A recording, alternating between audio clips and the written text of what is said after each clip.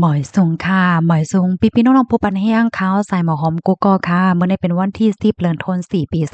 2025ในตอนรายการเฮาค่ะตอนในได้ออนเอาพี่ๆน้องๆเฮาค่ะมาถ่อมด้วยเกี่ยวกับเรื่องของแผ่นดินไหวเนี่ยค่ะเมื่อป่นมาอำเฮิงสังในค่ะเนาะก็เลยเกิดขึ้นเปิงเป็นแผ่นดินไหวฮาวแห้งที่ในเมืองโฮมตุ้มเนี่ยค่ะทั้งฝ่ายผู้ลงเรียนเขาค่ะเนาะก็แตกเนื่องในว่ามันเหมือนจังหนังว่าผีลู่หลงนอนหลับไว้อยู่ใต้ลิ้นเหวก็เพิ่นโตมันนั่นยาวเนี่ยค่ะเฮเลพีลูกหลงในยามตื่นมาเย่าถึง70ปอกในข้าวตั้ง5ปากปีว่าไหน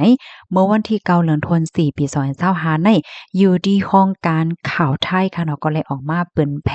เกี่ยวเลยลองอันผู้ลงเรียนเขาไล่ทัดสางไว้นะคะเนาะว่าเมืองโฮมตุมเมียมมาในติเลยว่าเป็นหนึ่งในปื้นดีอันมีตื้อตางจังเกิดขึ้นเป็นแผ่นดินไหวตีหนึ่งยอกอจังเป็นนำเป็นแห้งตีหนึ่งในหลกลมฟ้าว่าไหนคะก็เปิ้ว่าปื้นดีในมันอยู่ไว้ดีอันแผ่นลิ้นแต่เลยว่าจังหือเปิกแผ่นลิ้นโลกอินเดียและยูนิเซียมันมากับกันเฮ็ดจังไหนค่ะพี่น้องค่ะติเลยว่าเป็นจึงเมืองตีอันอยู่ไว้เหนือเซียนแผ่นดินไหวเฮ็ดไหนคะอันนั้นมันก็แค่มีติป่องความหมายว่าแผ่นดินไหวแผ่นดินในมันก็มีอันมากับมาสืบมาต่อมาหังกันเฮ็ดให้นั้นขนาดมันป่องว่ามันมีไว้ในปื้นดีอันมีคอยต่อของแผ่นเปิกโลกลมฟ้าแผ่นเปิกโลกในเฮ็ดไหนคะ ก็นั่นแหละมันก็มีตื้อต่างค่ะเนาะจังเฮ็ดให้แผ่นดินไหวเพราะเหมือนจังว่าแผ่นดินมันมีร่องตรงร่องหนึ่งร่องสังห้ามันหลอนสังใส่กันห้าเนี่ยก็มันก็จังเกิดขึ้นเป็น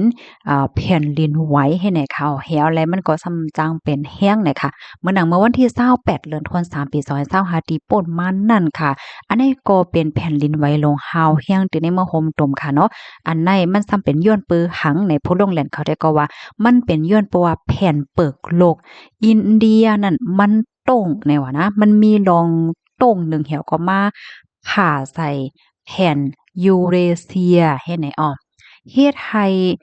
อันห้อยแผ่นดินไหวอันเขาฮ้องว่าห้อย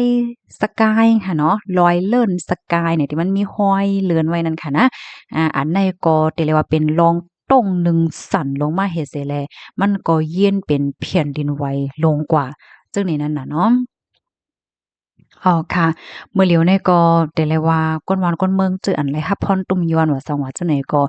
มีดังหนำให้ไหนคะเนาะก็บ่ว่ามันแห้งหน้าให้ไหนนะกำในเฮาค่ะสามารถเลยเพียนตัวให้ค่ะค่อยเลินสกายในซ้ำในตั้งยาวมาในมีถึง1-2ปากกิโลเมตรในเนาะจังหนังที่เฮาค่ะหันที่ในแคบหางแนวค่ะมันยาวน่ะค่ะเนาะเฮง2ปากกิโลเมตรค่ะนะเฮาก็เซียนแผ่นดินไหวเนี่ยมันลัดผ่าน หลายๆเมืองจนได้ซ้ำเป็นเมืองใหญ่เมืองโลงนะนับตั้งแต่เม็ดจีน่าค่ะเนาะเว้งเจน่าว่าเว้งเหลอมันตะเลเว้งหลงโตนตี้เนปีตอป่าเก๋อตากงและจังได๋เหี่ยวก็เส้นมันน่ะยาวลงถึงกว่าในปังหลายอันดามันจังได๋คะอ้อ ห้อยเลินสกายในค่ะเนาะมันมีตังยาวถึง1เหง2ปากกิโลเมตรแลแผ่นดินไหวเนี่ยก็มันก็กว่าไกลเลยกว่ากวางเหี่ยวก็มันก็เลยรับพรตุ่มยอนกวางเพราะว่ามาก็ปื้นตีๆนั้นๆมันเป็นปื้นตีอันมีเส้นสายแผ่นดินไหวอันใหญ่อันยาวอันมันจังแห้งหนาให้นั่นน่ะเนาะ แล้วก็ที่เมืองโฮมจุมเมียนมาเนี่ยค่ะนะอันมีห้อยเซียนแผ่นดินไหวในมันมีไว้อยู่หลายตีนะคะก้วยกาวาห้อยเลินสกายอันว่าในติเลยว่าเป็นเซียนแผ่นดินไหวที่อันใหญ่อันแห้งนั่นน่ะเนาะเพราะว่ามันไหวมันป่อมาเนี่ยก็มันก็แห้งแต่ให้ไหนค่ะเพราะว่ามาแตกเดึงมันเหมือนจังหนังว่ามีผีลูกหลงนอนรับไว้อยู่ นอนหลับไว้อยู่ให้ไหนค่ะแหวแลมือว่าผีลู่ลงในตื่นมาเนี่ยก็มันก็เฮ็ดให้เพี้ยนลีลงในสั่นย้อนไวลงกว่าเสียงมดกวางๆขวางๆเฮ็ดไหนคะในวงกลางปี1เฮง4ปากเศร้าเก้าต่อถึง1เฮง9ปากเก้า11ค่ะอำนั้นก็เมื่อพ้องตี5ปาก62ปีที่ป่นมานั่นค่ะนะห้อยเลินสกายค่ะเนาะสายแผ่นลิ้นสกายนั่นไหน ยามเป็นจึงในปอกหนึ่งในเนาะยามเป็นแผ่นดินไหวใหญ่ๆลงๆ7ขึ้นเหนือนั่นน่ะเนาะเป็นหมอก 70 กรัมเจอในลูกกวนให้ไหนอ้อมเฮียก็มีปองหนึ่งอันแห้งสุดในถึงจัน8ลูกกวนนะคะในก็เป็นเมื่อพ่องปี1เหงเกาปาก12นะคะอ๋อค่ะ อันนี้ก็เป็นเกี่ยวกับไปลองแผ่นลิ้นไหวค่ะนะข้อมูลอันนี้ค่ะเลยปีมาที่ห้องการข่าวไทย PBS ออกไว้นะคะพี่น้องค่ะรับถอมอย่าเป็นหือพองก่อมฮัวค่ะจองแจ้งเลี้ยงก่อมฮู้ตีไหลตวนไหลค่ะเนาะสังวามแจ้งเลี้ยงเนี่ยก็ย้อนนอมค่ะนะอย่าก็เกี่ยวกับไปลองการใจช่วยกว้ามว่าสังวาเจิ้นในเฮ็ดไหนค่ะเนาะก็เพราะว่าบางข้อเนี่ยก็ไล่เปลี่ยนมาที่ภาษาไทยว่าภาษาอังกฤษว่าสังวาเจิ้นไหนนั่นค่ะเนาะ นั่นเนาะค่ะก็เป็นแจ่มลีจ้อมค่ะเนาะแผ่นดินไหวปอกกำในก็ติเลยว่าฮาวแห้งแต่ฮาวคาเตอ่อนพี่น้องค่ะมาตัวอีกหนึ่งค่ะเนาะเมื่อพ้องตีแผ่นดินไหวนั่นมันตุ้มเติมหมอกกาหือไหนๆน่ะเฮามาด้วยค่ะเนาะเฮิรนเตอค่ะอันไหลลูกก่อยกวนปังกว่าใน5เฮง2ปาก23ค่ะเนาะย่อก็โคงเฮียนน่ะพี่น้องเฮา1เฮง8ปาก24เนาะกำในมาด้วยแทงอันเป็นเจดีย์ก้องมู่ค่ะเนาะเจดีย์ก้องมู่เนี่ยซ้ำ4เฮง8ปาก27ค่ะแล้วก็ก้องมนเจ้าว่าก้องหางจังได๋ค่ะเนาะก็มี2เฮง7ปาก52หลังอะโข1เฮง6ปากย้อนนำค่ะโคได้1ปาก69ค่ะเนาะกำในมาด้วยก้นค่ะก้นรูเซ็งสายจ่ายใน3เฮง4ปากปลายอันนี้ได้ก็จังมีลองแหลกหลายค่ะนะอันนี้เป็นข้อมูลมือวันที่5ค่ะเนาะพี่น้องเฮาค่ะก้นหมาเจ็บก็4เฮงปลายก้นอันหาหลายไว้ก็2ปากปลายเนาะแล้วก็ฮงหยาใน1ปาก67ผาย1ปาก98เนาะค่ะนี่ก็เป็นลองลู่ซุ่มเนาะข้อมูลในคาเลเปมาดีแม่หมาเนาออกไว้เนี่ยค่ะข้อมูลเส้นหมายมันจังแหลกหลายอีดอีค่ะเนาะค่ะเพราะว่ามาถ่อมด้วยขาโหนี่ก็ในอกในใจก็ว่นมากก็เมืองกลคงกลางหรอกแน่จังว่าค่ะเนาะใครเป็นหังมากก็กำนึงก้อยไหนลีโกลีกาไว้หนังเก่าให้ไหนค่ะเนาะก้อยกะว่าใครปันแห้งไปพี่น้องๆเฮาค่ะนะไว้หลังเหเป็นแผ่นดินไหวแน่ค่ะเนาะก้นหมังเจอดีอันเป็นตั้งเป็นคิงเอามองใจกว่าว่าสุขใจกว่าว่าสังว่าจังไหนก็ไล่หันมีป้าเฮ็ดจังไหนค่ะอันนี้ก็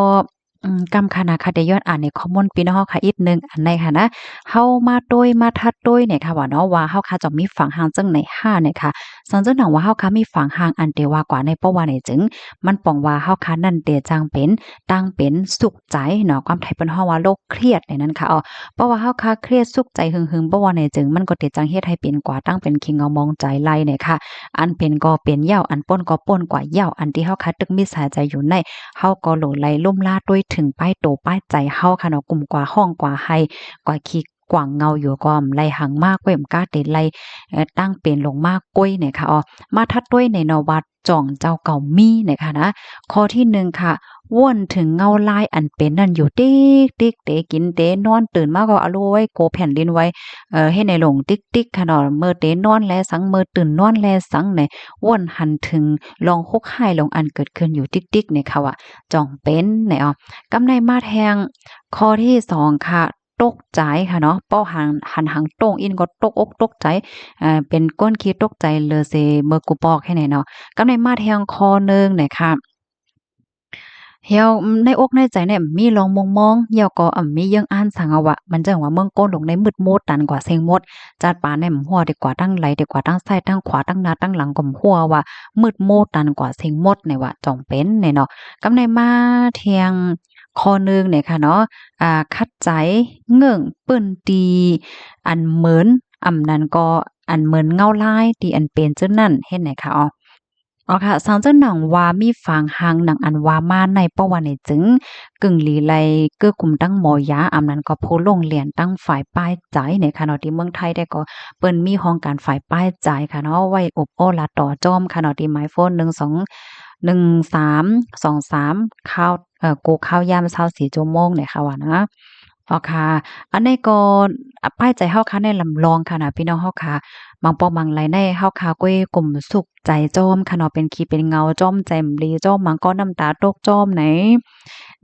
เนาะเอ๊ะรู้นะไหนจะอยู่ค่ะเอ๊ะรู้นะค่ะเนาะเมืองก้นของกลางลงในลองอำลีว่าสว่าเจ้าในภายกอมไข่ทบภายกอมไข่ย่าค่ะเนาะก้วยกะว่าบ่ว่าเฮาคากลมกว่าขี้เงาจ้อมอยู่ห้องๆให้อยู่อันว่าในมันติปอกขึ้นมาเหมือนเก่ากอมจือค่ะเนาะสอนเจ้าหนังว่าเฮาคาพบทบปัญหาลองตั้งอย่าเพิดค่ะเนาะเฮาคากลุ่มขี้เงาห้องให้ในปัญหาได้หายความจือค่ะอันค่าไข้ลัดได้ก็อันเป็นกว่าก็ให้มันกว่าให้มันเป็นป่นกว่าก็กว่าอย่ามันเหเนาะก้นเฮาคาที่เฮาตึกมีสายใจอยู่ในโลเลย10กว่าตั้งนาโลปันแห้งใจกันไว้ใจแก่นแข็งสิแลต่อสู้กว่าค่ะให้เอาตะลามาใส่ใจค่ะเนาะก้นเฮาคาได้กู้สู่กามปรามีวดเว้นกามกึกโตกึกใจมาหั่งไผหั่งมันค่ะเนาะกำนั้นแลเฮาก็อย่าไปลืมลมลาด้วยถึงป้ายโตแลป้ายใจเฮาเนี่ยค่ะเนาะปันแห้งกันนำๆค่ะโคกของเงินค้ำว่าเฮิรนเย่ว่าจังได๋อันแผ่นลินไว้กวนปั้งกว่าว่าสังว่าจังไหนในก็อำโลเลยกว่า